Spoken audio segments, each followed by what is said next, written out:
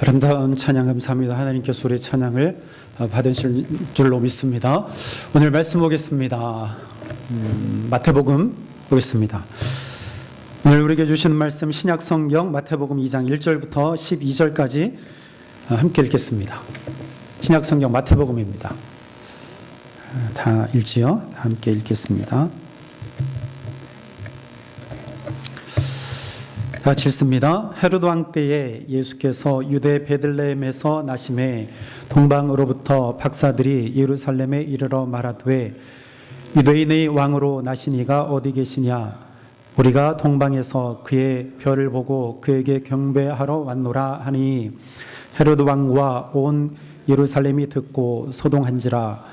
왕이 모든 대제사장과 백성의 서기관들을 모아 그리스도가 어디서 나겠느냐 물으니 이르되 유대 베들레헴 이오니 이는 선지자로 이렇게 기록된 바 또 유대 땅 베들레헴아 너는 유대 골 중에서 가장 작지 아니하도다. 내게서 한 다스리는 자가 나와서 내 백성 이스라엘의 목자가 되리라 하였음이니이다. 이에 헤롯이 가만히 박사들을 불러 별이 나타난 때를 자세히 묻고 베들레헴으로 보내며 이르되 가서 아기에 대하여 자세히 알아보고 찾거든 내게 구하여 나도 가서 그에게 경배하게 하라. 박사들이 왕의 말을 듣고 갈새 동방에서 보던 그 별이 문득 앞서 인도하여 가다가 아기 있는 곳 위에 머물러 서 있는지라. 그들이 별을 보고 매우 크게 기뻐하더라. 집에 들어가 아기와 그의 어머니 마리아가 함께 있는 것을 보고 엎드려 아기께 경배하고 보배합을 열어 황금과 유향과 모략을 예물로 드리니라. 그들은 꿈에 헤로데게로 돌아가지 말라 지시하심을 받아 다른 길로 고국에 돌아가니라. 아멘. 여러분들 축복합니다. 올 한 해도 주 안에서 승리하는 한 해가 되기를 바랍니다. 기쁨의 한 해가 되기를 바랍니다. 복받는 한 해가 되기를 바랍니다. 2019년도 새 마음으로 시작하였으니 이 새 마음이 마지막 날까지 이어지게 되기를 바랍니다. 할렐루야. 그렇게 되기를 바랍니다. 그렇게 되십시오. 또 그렇게 살아내십시다. 그렇게 살아내는 저 여러분들이 되기를 바랍니다. 저 어릴 적에 성탄절에 성탄극을 참 많이 했습니다. 여러분들도 그러셨을 거예요. 그죠? 우리 교회에서는 이 성탄극을 올해는 안 했죠? 잘 안 했는데 예전엔 참 성탄극 많이 해서 우리 장로님, 주사님 어릴 때 많이 하셨을 거예요. 권사님들은 학교가 아니지. 교회에서 선생님 교사하면서 아이들 많이 가르치셨을 거예요. 그죠? 성탄 한 달이나 두 달 전부터 성탄극을 준비하고 또 찬양을 준비해요. 저도 참 많이 했습니다. 그 중에 하나가 기억나는 것이 제가 헤로드 왕을 했던 기억이 나요. 이 하얀 가운을 입고 그때는 키가 지금보다 더 작았어요. 근데 목사님 그 흰 가운을 입고 손도 이렇게 나오고 바닥에 질질 끌리는 거 이렇게 입고서 이 의자 진짜 왕이 앉는 의자 비슷하잖아요. 저 의자에 앉아서 제가 헤로드 왕의 역할을 제가 했던 기억이 납니다. 그때는 정말 열심히 했던 것 같아요. 그래서 진짜 헤로드 왕처럼 얼굴도 울그락불그락. 우리가 오늘 본문 읽지 않았지만 그 명령하는 거. 여봐라, 베들레헴과 그 지역에 있어서 그 새롭게 태어난 2살 아이의 어린아이는 다 칼로 죽여버리라. 알겠느냐? 이렇게 제가 명령하고 그리고 제가 퇴장하는 그러한 씬이었어요. 어떻게 했는지 잘 기억이 안 나지만 다 끝나고 나서 제가 엄청 많이 칭찬을 많이 들었어요. 너 왜 이렇게 잘하냐고. 진짜 그 역할에 몰입해가지고 그냥 제가 소리를 막 버럭버럭 지르면서 했거든요. 신하들에게 그런 명령을 해서 그것이 너무나 멋지게 보였었나 봐요. 그래서 사람들이 그 성도들이요 너무 잘했다고 제가 칭찬을 많이 들었던 기억이 납니다. 이 동방박사, 이 성극, 역할극의 단골 메뉴죠. 이 동방박사 이야기가 지금도 아마도 이러한 성극이 많이 한국에서 이렇게 그 연습해서 성탄절에 이렇게 크게 올라와 오리라 생각됩니다. 이 오늘 본문의 동방박사들이 아기 예수님을 찾아가는 과정을 그리고 있지요. 그렇죠? 오늘 1절부터 12절까지 그냥 과정을 우리가 볼 수 있습니다. 여기 등장하는 인물이요, 동방박사들이 있고요. 그리고 헤롯 왕이 있고 또 마리아가 있고 아기 예수님이 있습니다. 동방박사들이 이제 별을 찾아갈 그때 1절에 보니까 헤롯 왕 때라고 말합니다. 헤롯 왕. 이 헤롯 왕은 대헤롯이에요. 그러니까 헤롯 가문의 시조라고 볼 수 있습니다. 그러니까 첫 번째 헤롯이에요. 이 이후에 나오는 헤롯은요 주로 아들 혹은 손자의 이야기들인데 여기서 나오는 이 헤롯은 대헤롯입니다. 그러니까 처음 왕이 된 헤롯 가문에서 처음 왕이 된 이 헤롯이에요. 그런데 이 사람이 유대 땅을 다스리기 시작했는데 원래는 유대인이 아니에요.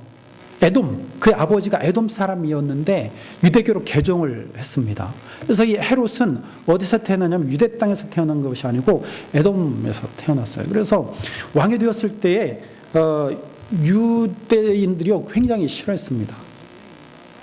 당연하죠. 이는 이방인이거든요. 그래서 이방인이 다스리니까 굉장히 싫어했어요. 그래서 유대인들의 마음을 사기 위해서 이가 한 일이 있는데 무엇을 했냐면 성전을 수리했어요. 성전. 그래서 이 성전이 헤롯의 성전이다 말합니다. 그래서 제3성전이에요.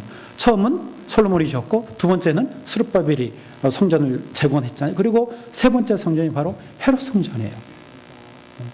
36년 동안 이 성전을 수리하고 고치잖아요. 근데 기원전 20년부터 시작했는데 그것을 다 완성을 보지 못하고 이 헤롯이 죽어요. 이 헤롯 성전과 관련된 일화가 있죠. 예수님께서 이 성전은 헐라 내가 며칠 만에 다시 세워요? 3일 만에 내가 다시 세우리라 예수님께서 말씀하세요. 그때 사람들이 조롱하죠. 아니 지금 36년 동안 지금 재건하고 있고 성전을 수리하고 있는데 내가 어떻게 3일 만에 다시 세우겠다고 하느냐. 의문을 품고 예수님께 이야기하죠. 그래서 36년 동안 다 완성하지 못한, 다 꾸미지 못한 그런 성전이 바로 제3성전 헤롯 성전이야. 이것을 한 이유는 자기를 싫어하는 유대인들에게 환심을 사기 위해서 성전을 수리하게 됐죠. 그 시대에 예수님께서 태어나셨어요. 그래서 이 예수님이 태어나신 것을 알고 이 동방에 있는 박사들이 이제 예수님을 찾아서 유대 땅으로 오게 됩니다. 유대 땅으로 와요. 이 동방 박사들을 이 각주에서 보니까 성경의 개역개정의 밑에 각주 이렇게 보니까요. 일본의 점성가들 그렇게 나와 있어요. 점성가. 그럼 점성가가 뭔지 알아요? 흔히 우리가 이야기하는 여기 지나가다 보면 있는데 점치는 사람이에요. 그러니까 별을 보고 점치는 사람들이에요.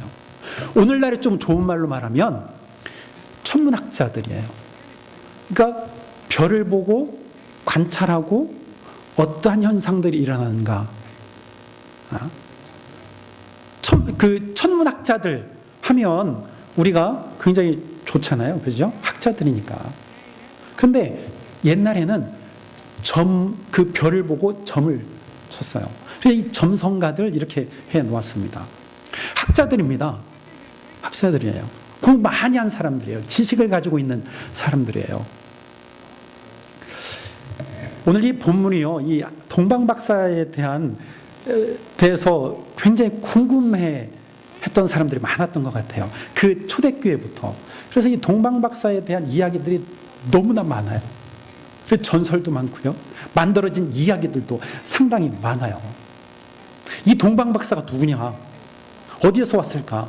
그래서 어떤 사람은 저 밑에 에티오피아에서 왔다, 어떤 사람은 메소포타미아 그 지역에서 왔다, 어떤 사람은 뭐 페르시아 지역에서 왔다, 이런 말들이 참 많아요.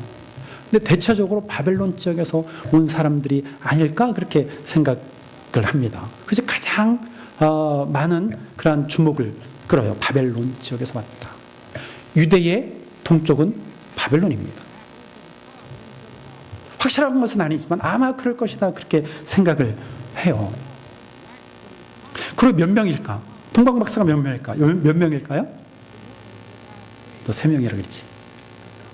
3명일까요? 그래서 우리 찬송에 보면, 옛날 찬송에 보면 기억나세요? 동방박사 세 사람. 근데 오늘 보니까 바뀌었어요. 그죠? 동방에서 박사들. 사실은 이 3가지 예물을 드려서 우리가 3사람이라고 이야기하지만 성경에는 몇 사람인지 나오지 않아요. 그죠? 몇 사람이 왔는지 우리는 몰라요. 그래서 어떤 사람들은요, 12사람이 왔다. 어떤 쪽에 가면 아니다, 8사람이 왔다. 그렇게 이야기합니다. 근데 성경에는요, 이들의 이름도 나오지 않아요. 그런데 어떤 교회사에 보면 한 5세기, 6세기에 이제 가면 그들 이름까지 언급이 돼요. 아, 이 사람은 이러한 사람일 것이다. 대단하죠? 그러니까 궁금증이 많아요. 여기에 대해서 굉장히 궁금증이 많아요. 그래서 제가 이렇게 보니까 이러한 이야기도 있더라고요. 그 동방박사가 아마 중국 사람이었을 것이다. 전설에 오면 그런 이야기들도 제가 찾아보고 재미있어서 제가 소개해드립니다. 중국 한나라 때, 한나라는 전기 한나라가 있고 후기 한나라가 있어요. 근데 이 전기 한나라의 말기 때에 유상이라고 하는 이 학자가 있었대요. 별을 관찰하는 사람이 있었어요. 근데 그 사람이 대왕성을 발견했어요. 굉장히 빛나는 그런 하나의 별을 발견하고 그것을 찾아간 거예요. 그래서 실크로드를 향해서 길을 이용해서 이 별을 찾아갔는데 2년 동안 그가 사라졌다가 다시 나타났다는 것입니다. 그래서 그 박사들 중에 한 사람은 중국 사람이었다. 이런 전설이 온다는 거예요.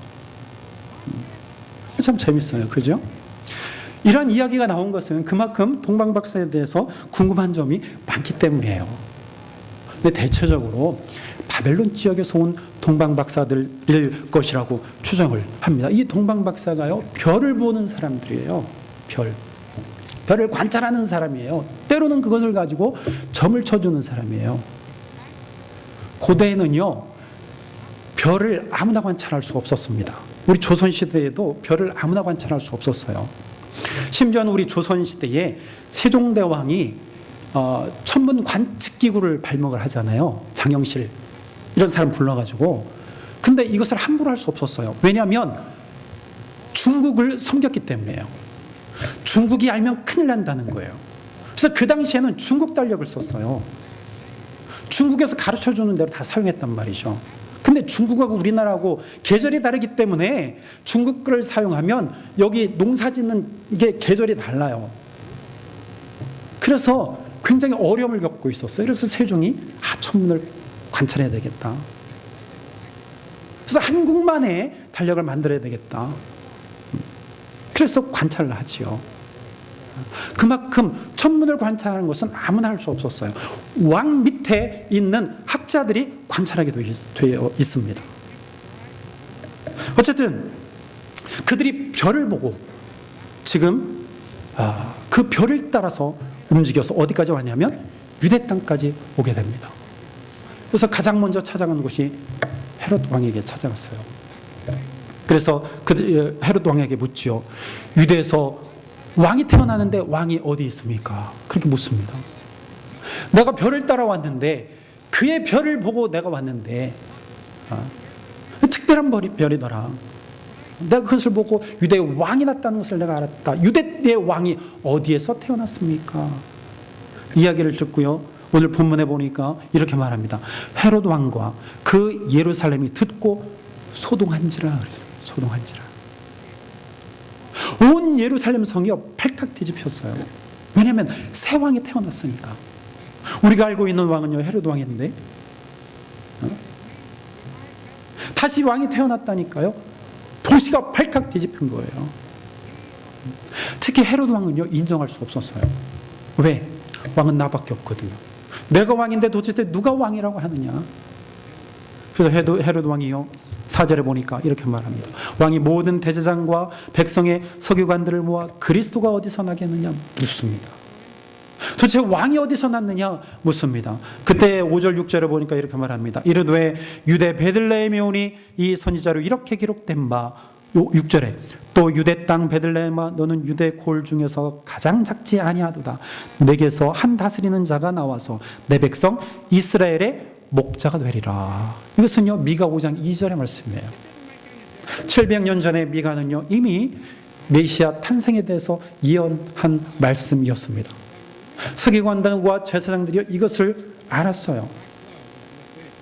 그래서 베들레헴에서 메시아가 날 것입니다. 이렇게 미가가 기록해 놓았습니다.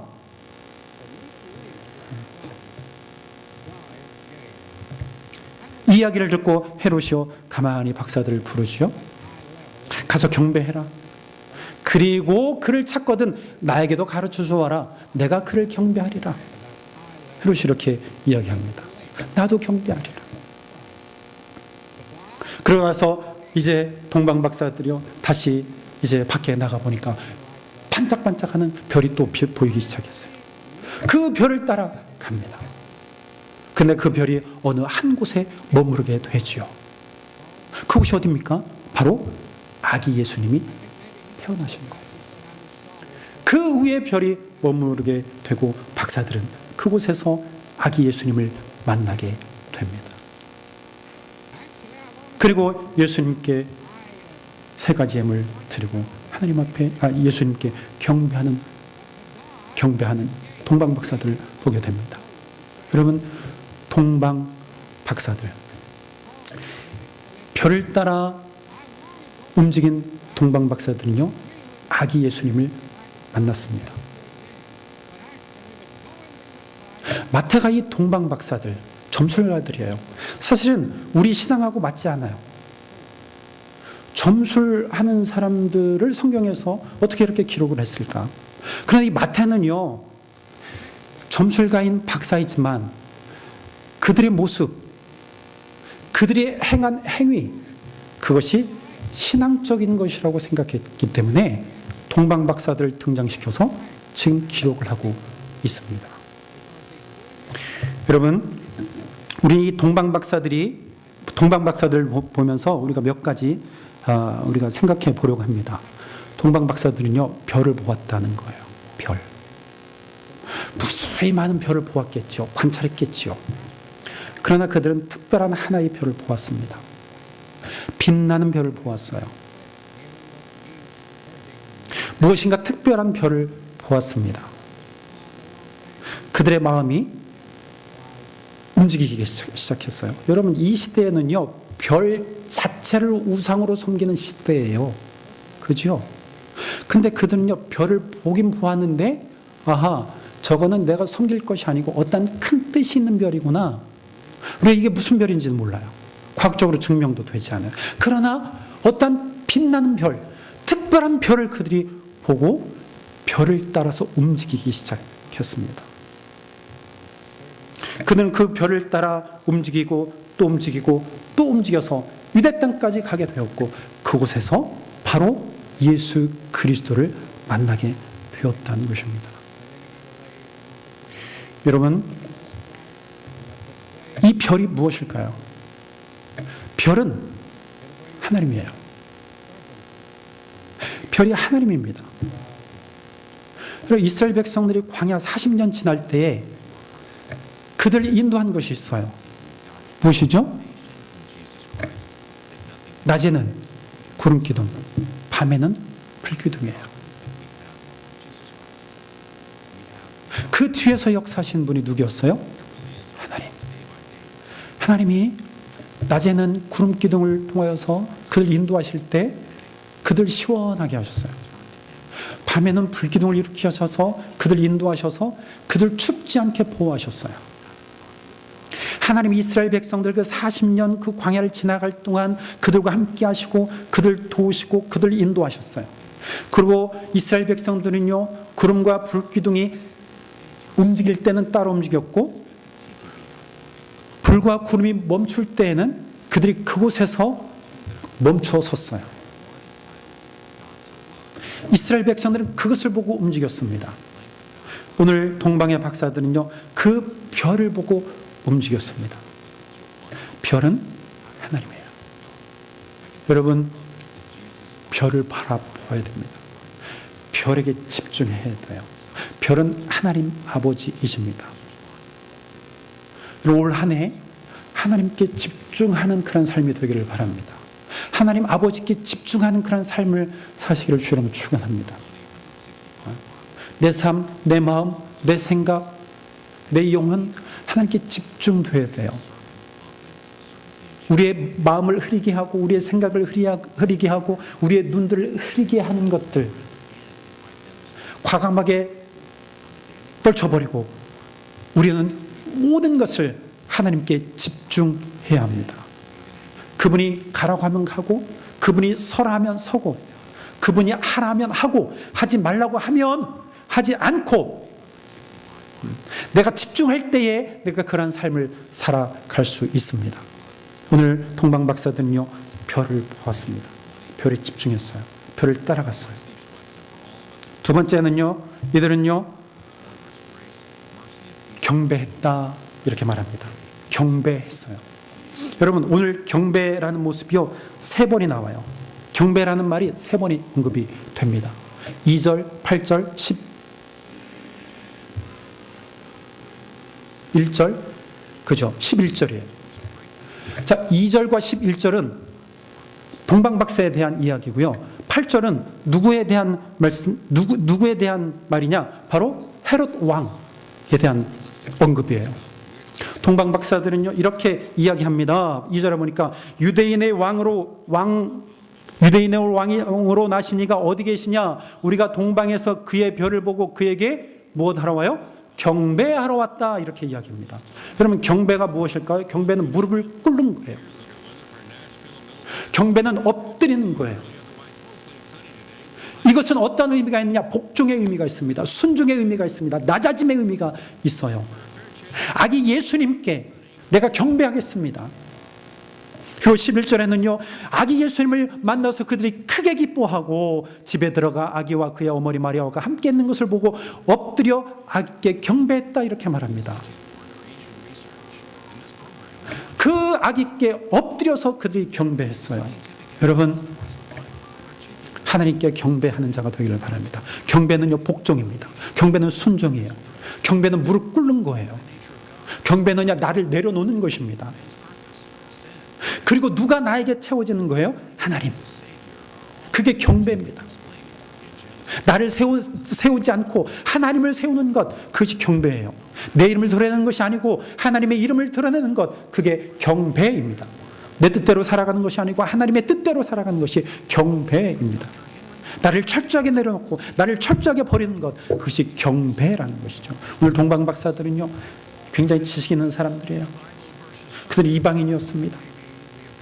그럼에도 불구하고 그는 별을 따라와서 그 아기께 경배했습니다. 자기의 모든 것을 내려놓고, 지식을 내려놓고, 그가 이방인임에도 불구하고 유대인 그 아기 예수께 그들은 엎드려 경배했다는 것이죠. 복종했다는 거예요. 예수님은요, 아기 예수님 때부터 모든 민족으로부터 경배를 받으신 분입니다. 이방인들로부터도 경배받으신 예수님이라는 것이죠. 또한 8절에 보면 헤롯 왕이 경배한다라는 말을 해요. 이렇게 말합니다. 베들레헴으로 보내며 이르되 가서 아기에 대하여 자세히 알아보고 찾거든 내게 고하여 나도 가서 그에게 경배하게 하라. 이렇게 하는, 경배하라, 경배하게 하라. 나에게 가르쳐줘. 나도 그에게 가서 경배하리라. 여러분, 우리는 이 이야기를 알아요. 그죠? 이 경배가 어떠한 의미인지 알아요. 어떠한 의미죠? 이것은요, 거짓된 경배예요. 그의 마음은요, 흑심을 품고 있어요. 어떠한 흑심? 내가 그 자를 반드시 죽이리라. 마음은요, 악독을 품고 있으면서 말로는요, 내가 경배하리라. 이렇게 이야기하고 있는 것입니다. 여러분, 하나님 앞에 거짓된 경배 할 수 있어요. 말로만 하는 경배 할 수 있습니다. 마음은 그렇지 않은데 보이는 것으로 그렇게 할 수 있어요. 거짓된 경배 될 수 있단 말이죠. 여러분, 올 한 해 이 헤롯과 같이 이 거짓말하는 것이 아니고 거짓된 경배하겠다고 하는 것이 아니고 진실됨으로 하나님 앞에 경배하기를 바랍니다. 내 삶을 들여서 하나님 앞에 경배하게 되기를 바랍니다. 하나님은요, 우리를 통해서 예배받기를 원하세요. 우리가 하나님 앞에 나와 경배하기를 원하세요. 하나님의 진실됨으로 경배하는 자에게 하나님께서 복을 주시고 하나님께서 그의 삶을 풍성케 하실 줄로 믿으시길 바랍니다. 여러분, 이 매 한순간 한순간 하나님 앞에 경배하는 모습은요, 진실이 있어야 돼요. 세 번째 그들의 모습에서 무엇을 우리가 보느냐? 세 번째 동방박사들은요, 예물을 드렸다는 거예요. 예물. 오늘 11절입니다. 다시 읽을게요. 집에 들어가 아기와 그의 어머니 마리아가 함께 있는 것을 보고 엎드려 아기께 경배하고 보배 합을 열어 황금과 유향과 모략을 예물로 드리니라 그랬어요. 황금, 유향, 모략을 예물로 드렸습니다. 여러분, 이것은요, 굉장히 값진 것이에요. 동방박사들은요, 그들이 소유한 것 중에서 가장 값진 것을 아기 예수님께 드렸습니다. 여러분, 이 세 가지는 의미가 있다고 하지요. 황금, 이것은 왕을 의미합니다. 왕을 상징해요. 유향, 향은요, 아주 값진 거예요. 이건 함부로 쓸 수 없어요. 하나님 앞에 제사를 드릴 때만 사용할 수 있는 이 향이에요. 즉, 이것은 무엇을 의미하느냐? 거룩성을 의미합니다. 예수님은 거룩한 제사장이십니다. 모략은요, 이럴 때 써요. 여성들이 아름다운 몸매를 유지하고 싶을 때 이 모략을 사용했다 그래요. 그래서 목욕할 때 목욕물에 이렇게 타서 목욕을 하기도 했대요. 그래서 피부를 위해서, 아름다움을 위해서. 그런데 이러한 아름답게 사용되기도 하지만 이 모략은요, 언제 또 사용되었냐면 시체를 닦을 때 사용했다고 합니다. 그래서 염한다 그러잖아요. 그것처럼 시체에 모략을 이렇게 깨끗하게 씻기 위해서 바릅니다. 그래서 이 의미는 어떤 의미가 있느냐? 예수님의 고난과 죽음, 그러한 의미가 있어요. 그래서 동방박사들은요, 이 세 가지 값진 예물을 아기 예수님께 드렸습니다. 예물을 드리는 자가 되었습니다. 여러분, 오늘 동방박사들은요, 별을 보고 따라갔어요. 그 별을 보고 따라갔을 때 그들이 만난 것은 누구냐? 그들이 만난 자는 누구냐? 바로 아기 예수님을 만나게 되었습니다. 여러분, 바라기는요, 올 한 해 저 여러분들이 이 별에 집중하기를 바랍니다. 별을 보고 올 한 해 사는 저 여러분들이 되십시다. 이 별은 누구라고요? 하나님. 이 별은 또 누구냐? 예수 그리스도예요. 요한계시록 22장 16절에 보면 그는 광명한 새벽별이다 말합니다. 여기서 말하는 그가 누구냐? 다윗의 자손. 그 예수 그리스도를 말해요. 그래서 예수 그리스도는 광명한 새벽별이다. 새벽에 밝게 비추는 별. 그가 바로 예수 그리스도라고 말합니다. 여러분, 우리는요, 올 한 해 보내면서 이 별을 보고 가야 돼요. 별을 보고 간다는 것은 바로 하나님을 보고 예수 그리스도를 보고 간다는 것입니다. 여러분, 이것이 우리 신앙의 중심이고 신앙의 핵심입니다. 여러분, 우리가 이것을 빼놓고 자꾸만 겉에 있는 것만 우리가 집중합니다. 그러면 안 돼요. 그러면 안 됩니다. 먼저 우리의 중심을 잡아야 돼요. 우리의 중심. 우리의 중심이 어디에 집중되어져야 되느냐? 누구에게 집중해야 되느냐? 하나님, 예수 그리스도예요. 우리가 그 별을 보고 가면 결국에 우리가 만날 그곳이 있을 것입니다. 그것이 어딜까요? 그것이 무엇일까요? 오늘 동봉 박사들이요, 별을 보고 갔을 때 예수를 만났듯이 우리가 하나님을 바라보고 갈 때에 우리에게 참된 구원, 우리에게 참된 평안, 참된 평화, 완전한 하나님의 나라, 그것을 만나게 될 것입니다. 동방 박사들이요, 정말 그것을 만나리라고 생각하고 출발을 했을까요? 아마 그들이 이상한 별, 아주 특별한 별을 만났어, 우리가 저걸 따라가야 되겠다, 정말 쉽게 결정하고 쉽게 갔을까요? 아닐지도 몰라요. 야, 너 거기 왜 가냐? 저게 뭐 대수라고 저걸 따라가냐? 관둬라. 아마 반대하는 사람들도 많았을 거예요. 그리고 그 과정, 그 여정이 쉬웠을까요? 그렇지 않아요. 제가 생각하기로는 바벨론이 맞다면 바벨론에서 예루살렘까지는요, 글쎄요, 한 1000마일 정도 된다 그래요. 거기를 걸어간다고 생각해 보세요. 그 당시 얼마나 고되고 얼마나 힘들었겠습니까? 강을 건너고 산을 건너고, 오늘 가사에 나왔습니까? 강을 건너고 산을 건너고 광야를 건너고 사막을 건너서 가는 여정이었습니다. 확신이 있어서 갔을까요? 아니요, 그렇지 않아요. 어찌 보면 미지의 세계를 향해서 가는 것과 같습니다. 여러분, 믿는 자들도 마찬가지예요. 믿는 자들도 마찬가지예요. 우리가 정말 솔직하게 얘기하면 우리가 천국에 대해서 믿지만 내가 천국에 들어갈까 의심도 들잖아요. 확신하지 못할 때도 있잖아요. 그래도 우리는요, 그 길을 향해서 가는 거예요. 우리가 그 나라를 바라보고 가는 것입니다. 어찌 보면은요, 모험과도 같아요. 신앙은요, 모험과도 같아요. 내가 이 길을 선택해서 가는 것입니다. 믿음으로 가는 거예요. 동방 박사들처럼 별을 따라서 가는 것입니다. 우리의 신앙이 이와 같아요. 그래서 하나님을 믿기로 결심해서 그 길로 가는 것입니다. 믿음으로 가는 거예요. 우리 눈앞에 보이지 않아서 때로는 불확실할 때가 있어요. 때로는 고민이 너무 커서 정말 내가 바르게 믿음생활을 하고 있는 건가? 의문이 들 때도 있잖아요. 그래도 내가 믿음으로 가는 거예요. 예수님께 그냥 운명이란 말은 잘 안 쓰지만 이렇게 이야기할 수 있어요. 내 운명을 하나님께 맡겨버리는 거예요. 그러니까 내 삶을 완전히 하나님 앞에 맡기고 내가 그 길을 가는 거예요. 하나님 나를 살려주실 것을 믿고 가는 것입니다.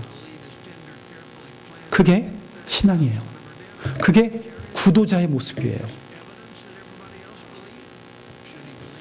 어떻습니까? 여러분, 올 한 해 2019년도 별에 집중해서 함께 갑시다. 하나님께 집중하는 거예요. 예수님께 집중하는 것입니다. 우리 앞에 어떤 일이 펼쳐질지 우리는 알 수 없어요. 그러나 우리는 믿고 있잖아요. 하나님께서 우리를 가장 좋은 길로 또 가장 좋은 것으로 채우실 것을 믿고 인도하실 것을 믿고 가는 거잖아요. 그죠? 올 한 해도 그렇게 사십시오. 그럼 믿음으로 사는 저 여러분이 되기를 주님을 축원합니다. 기도하겠습니다.